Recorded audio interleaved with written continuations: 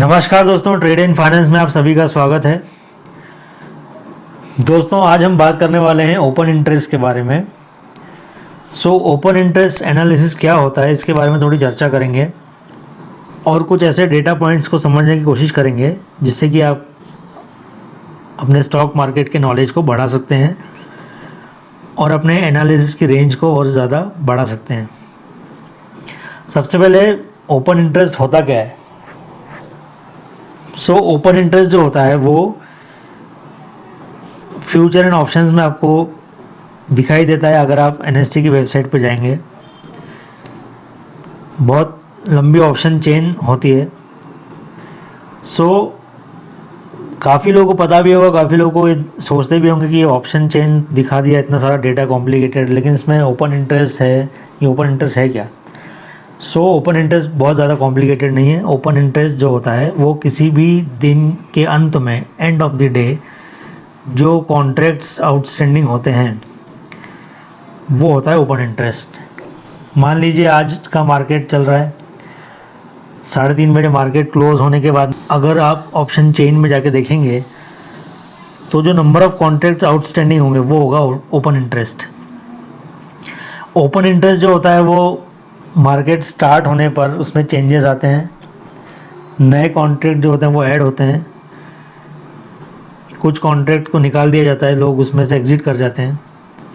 तो ये जो होता है ये basically change in open interest होता है। और ये चेंज इन ओपन इंटरेस्ट जो होता है ये बहुत ज़्यादा अफेक्ट करता है मार्केट के मूवमेंट को, क्योंकि ऑब्वियस सी बात है, पार्टिसिपेंट्स जो होते हैं, ट्रेडर्स जो होते हैं, वही तो मार्केट को इन्फ्लुएंस करते हैं। वो स्टडी करने के लिए ओपन इंटरेस्ट को स्टडी करना बहुत ही ज़रूरी होता है, चाहे आप वो फ्यूचर ऑप्शंस के लिए करें या किसी कैश सेगमेंट में किसी इंडिविजुअल स्टॉक के लिए करें।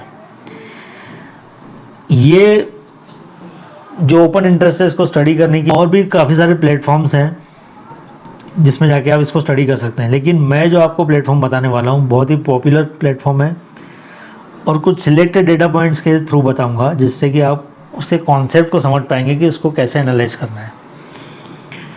तो यहाँ पे आप देख सकते हैं मनी कंट्रोल मैंने ओपन किया हुआ है। मनी कंट्रोल जो वेबसाइट है वो सभी को मालूम है कि काफ़ी पॉपुलर वेबसाइट है, जो कि नेटवर्क 18 की वेबसाइट है, जो कि रिलायंस ओन करता है उसको। यहाँ पे अगर आप मार्केट्स में जाके देखें, देखिए दोस्तों, ऐसे तो बहुत सारा डेटा है लेकिन उसको एनालाइज करना इतना इजी नहीं होता है, इतना टाइम भी नहीं होता है हमारे पास। बेटर है कि सिलेक्टेड और इफेक्टिव डेटा पॉइंट्स को एनालाइज किया जाए जिससे कि हमको वैल्यू एडिशन मिले। मार्केट के अंदर जाने के बाद में ऑल स्टेट्स में जाते हैं। ऑल स्टेट्स में जाएंगे तो आप ये सारा स्टैटिस्टिक आपके सामने आ जाएगा। स्नैपशॉट है, स्टॉक मार्केट स्टैटिस्टिक्स है, देन नीचे करेंगे तो वीकली स्टैटिस्टिक्स भी आता है। यहाँ global market, currencies, institutional trading activity, ये पेज पूरा बहुत ही इंपॉर्टेंट है। एक एक पॉइंट को धीरे धीरे अगर आप समझने की कोशिश करेंगे तो गोइंग फॉरवर्ड आपको स्टॉक मार्केट में बहुत अच्छा नॉलेज गेन कर सकते हैं आप, और स्टॉक मार्केट पे आपकी पकड़ अच्छी बन सकती है। ये सारा डेटा आज एनालिसिस नहीं कर सकते हम, इतना टाइम शायद आपके पास भी नहीं होगा। तो सिर्फ हम लोग क्या करने वाले हैं, सिलेक्टेड डेटा में यहाँ पे आपको बताने वाला हूँ ओपन इंटरेस्ट एनालिसिस। ये मैंने आप सभी बात की। ओपन इंटरेस्ट एनालिसिस के बारे में हम लोग चर्चा करेंगे। इसमें देखें आप तो कुल 6 पॉइंट्स इन्होंने दिए हुए हैं। लास्ट जो है वो सेक्टर वाइज है, बाकी जो नॉर्मल रेगुलर हम जो देखते हैं वो ये 6 पॉइंट्स हैं यहाँ पे, और 6 पॉइंट्स को एनालाइज करना बहुत ही ज़रूरी है। इन सब के कॉन्सेप्ट को समझ लेते हैं। यहाँ पे हम एक एक करके देख लेते हैं ओपन करके। सबसे पहले हाईएस्ट ओपन इंटरेस्ट, ये हाईएस्ट ओपन इंटरेस्ट हो गया, मतलब हाईएस्ट नंबर ऑफ कॉन्ट्रैक्ट्स हो गए यहाँ पे। तो यहाँ पे देख सकते हैं कितना ज़्यादा इसमें कॉन्ट्रैक्ट्स हैं इसमें। तो यहाँ पे अगर आप स्टॉक्स देखें तो आइडिया में देखेंगे तो कितना ज़्यादा हो गया, 37 करोड़ 14,20,000 का जो है वो ओपन इंटरेस्ट है। भारतीय एयरटेल में देखेंगे तो 12 करोड़ 85,01,973 का है, मतलब 1 करोड़ों में ओपन इंटरेस्ट इसमें हो रहा है। अब स्टॉक्स में आप कंपेयर करके भी देख सकते हैं कि आइडिया में तो ये पॉजिटिव दिख रहा है, क्योंकि 7.95% से ये अप जा रहा है, जो कि अभी एजीआर की न्यूज़ की वजह से इसमें लोग लॉन्ग पोजीशन बना रहे हैं। दूसरी तरफ देखें तो IDFC फर्स्ट बैंक जो उसमें -0.48% का चेंज हुआ है, मतलब यहाँ पे जो है वो 1,65,49,000 जो इसमें ओपन इंटरेस्ट चेंज हुआ है इसमें।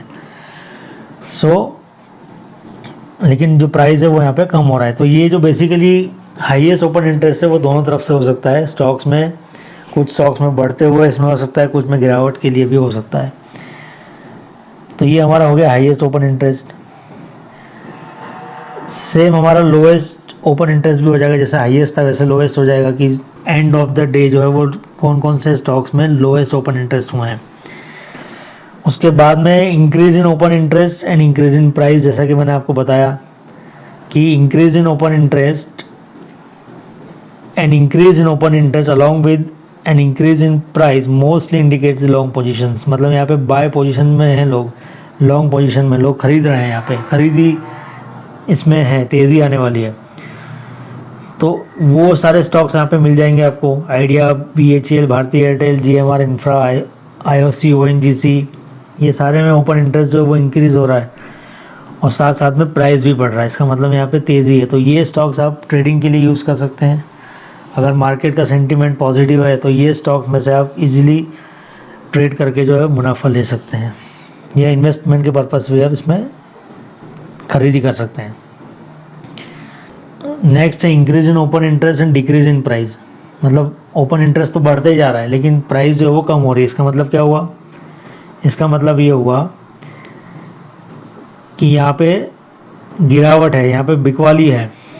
An increase in open interest along with decrease in price mostly indicates short positions being built up. मतलब शॉर्ट सेल कर रहे हैं लोग बेच रहे हैं। लोगों को लग रहा है कि आने वाले टाइम में मार्केट नीचे नीचे नीचे और नीचे जा सकता है, तो वो शॉर्ट कर रहे हैं। जैसे कि आपने मार्च के महीने में देखा होगा, जब पेंडेमिक के चलते जिस तरीके स्टॉक मार्केट गिरा था, तो वो जब गिरा था तो उसमें ऐसे ही हुआ था कि ओपन इंटरेस्ट बढ़ते ही जा रहा था लेकिन जो प्राइस थी वो डिक्रीज होते जा रही, डिक्रीज बहुत ज़्यादा डिक्रीज हुई थी। सो ये जो सडन फॉल्स आते हैं उसमें ये इसका एक कॉन्ट्रीब्यूशन बहुत ज़्यादा होता है कि ओपन इंटरेस्ट तो बढ़ते जाते हैं लेकिन प्राइस जो है वो गिर रहा है, मतलब लोग शॉर्ट सेल कर रहे हैं। नेक्स्ट हमारा decrease in open interest and decrease in price. मतलब ओपन इंटरेस्ट भी कम है और प्राइस भी कम होती जा रही है। तो इसमें क्या हो जाता है कि सिंपल सा लॉन्ग अनवाइंडिंग है, मतलब लोग सिंपल जो लॉन्ग पोजीशन थी उसको स्क्वायर ऑफ कर रहे हैं। तो इसमें बिकवाली इंडिकेट करता है, ये बेरिश ट्रेंड इसमें इंडिकेट करता है, ये डिपिट करता है। इसमें एग्जांपल देख सकते हैं ICICI, SBI, ITC, IndusInd, JSW, ये सारे इसमें बिकवाली आई है। ये डेटा जो है वो एक दिन पहले का होगा, तो मार्केट में अगर बिकवाली थी, बेरिश ट्रेंड था, तो वो डेटा उसके हिसाब से यहाँ पे दिखाई देगा।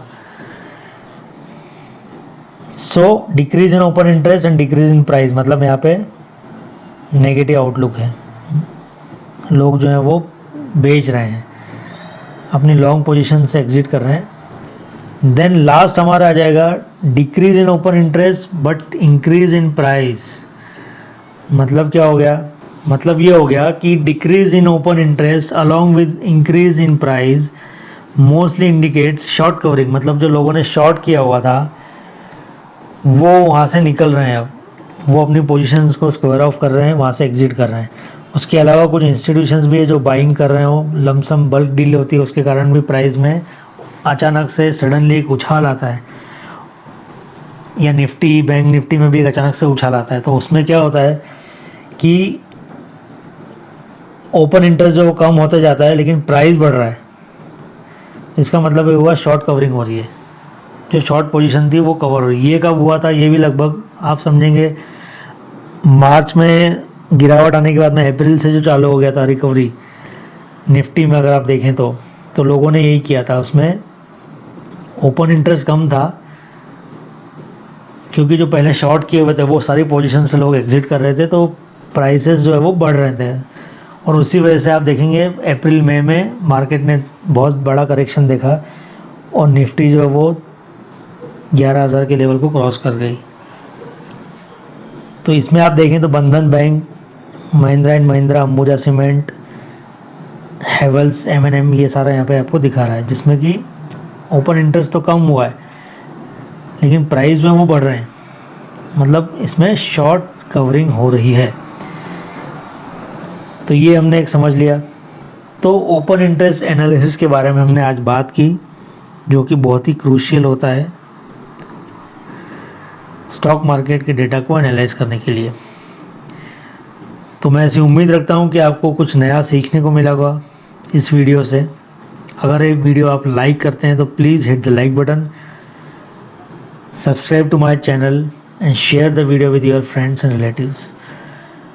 ऐसे ही और भी वीडियोस आपके लिए लाता रहूँगा, इसी तरह आप मेरे साथ बने रहिए। तो चलिए दोस्तों, हमारे नेक्स्ट वीडियो में मिलते हैं, तब तक के लिए टेक केयर, बाय बाय।